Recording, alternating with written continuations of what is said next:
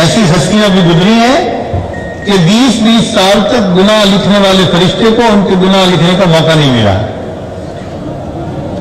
اور اس کے بعد انہوں نے اس کے دلیل کے طور پہ حضرت عبداللہ ابن مبارک رحمۃ اللہ علیہ کا ایک واقعہ لکھا ہے، المرأۃ المتکلمۃ بالقرآن، ایک عورت جو قرآن مجید کے الفاظ سے گفتگو کرتی تھی،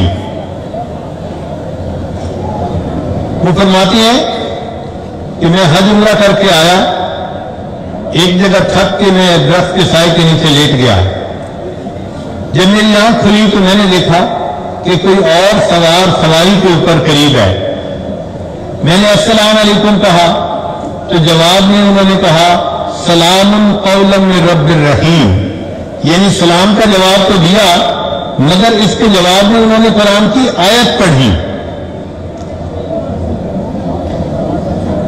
وہ کہتی ہیں کہ میں بڑا حیران ہوا، بہرحال میں نے اس سے پوچھا کہ بھئی آپ کون اور یہاں کیسے؟ تو ایک عورت کی آواز آئی، اس نے کہا من یضلل اللہ فلا ہادی لہ، میں سمجھ گیا کہ یہ راستہ بھول گئی ہے اور اب یہ مجھ سے راستہ پوچھنا چاہتی ہے۔ میں نے اس سے پوچھا کہ آپ کہاں سے آ رہی ہیں؟ اس نے کہا وَأَتِمُّ الْحَجَّ وَالْعُمْرَةَ لِلَّهِ، میں سمجھ گیا یہ حج عمرہ کر کے آ رہی ہے۔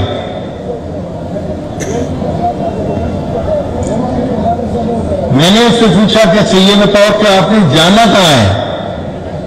اس نے کہا ادخل مصر انشاءاللہ آمنین، تو میں سمجھ گیا کہ یہ شہر جانا چاہتی ہے، چنانچہ میں نے اس کو کہا کہ مجھے بھی شہر جانا ہے، میں آپ کو لے کے چلتا ہوں۔ میں اس عورت کو لے کے شہر کی طرف روانہ ہوا، تھوڑا فاصلہ تھا، راستے میں میں نے کچھ عربی اشعار پڑھنے شروع کر دیے۔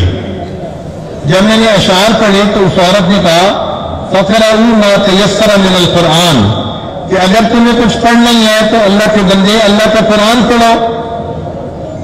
کہتے ہیں مجھے شرم بھی بہت آئی اور میں نے قرآن پاک پڑھنا شروع کر دیا۔ جب شہر قریب آیا تو میں نے اس سے پوچھا کہ شہر میں آپ کا کوئی ہے عزیز اقارب میں سے؟ اس نے کہا المال والبنون زینت الحیات الدنیا، تو میں سمجھ گیا کہ اس کے بیٹے ہیں یہاں پر۔ میں نے پوچھا اچھا بتائیں آپ کے بیٹوں کے نام کیا ہیں؟ اس نے کہا ابراہیم و اسماعیل و اسحاق، تو میں سمجھ گیا کہ 3 بیٹے ہیں اور ان کا نام ابراہیم، اسماعیل اور اسحاق ہے۔ جب میں شہر میں پہنچا جہاں قافلہ رکا ہوا تھا تو میں نے تینوں بچوں کے نام لے کر پکارا تو 3 بچے بہت زیادہ ان کے چہروں پہ نیکی کا نور، وہ آئے، وہ اپنی والدہ کو تلاش کر رہے تھے، چنانچہ جب والدہ سے ملے تو بہت خوش ہوئے، تو ان کی والدہ نے ان کو کہا وَيُطْعِمُونَ الطَّعَامَ، چنانچہ ان بچوں کے پاس جو کچھ کھانا تھا انہوں نے فوراً پیش کر دیا۔ وہ کہتی ہیں کہ میں نے بھی کھانا کھایا اور کھانا کھانے کے بعد میں نے ان کا شکریہ ادا کیا، تو جب میں نے شکریہ ادا کیا تو عورت نے آیت پڑھی انما نطعمکم لوجہ اللہ لا نرید منکم جزاء ولا شکورا۔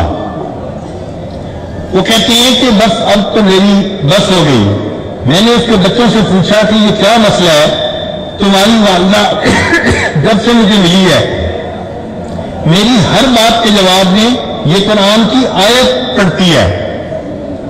انہوں نے کہا کہ ہماری والدہ قرآن پاک کی حافظہ ہے، حدیث کی عالمہ ہے، اور اس کے دل میں قیامت کے دن اللہ کے سامنے پیشی کا اتنا خوف بیٹھا ہوا ہے کہ پچھلے 20 سال سے قرآن مجید کے سوا کوئی دوسرا لفظ اس کی زبان سے نہیں نکلا۔ آپ ذرا غور کیجئے، اگر اس امت میں ایسے بھی لوگ قیامت کے دن کھڑے ہوں گے کہ جن کی زبان سے 20 سال تک قرآن پاک کے سوا کوئی دوسرا لفظ نہیں نکلا ہوگا، اور وہاں ہم جیسے بھی کھڑے ہوں گے، کسی کی غیبت کی، کسی کو الٹے سیدھے الفاظ کہے، کسی کو کمینہ کہا، کسی کو ذلیل کہا، تو سوچیں ہمارا قیامت کے دن کیا ہوگا۔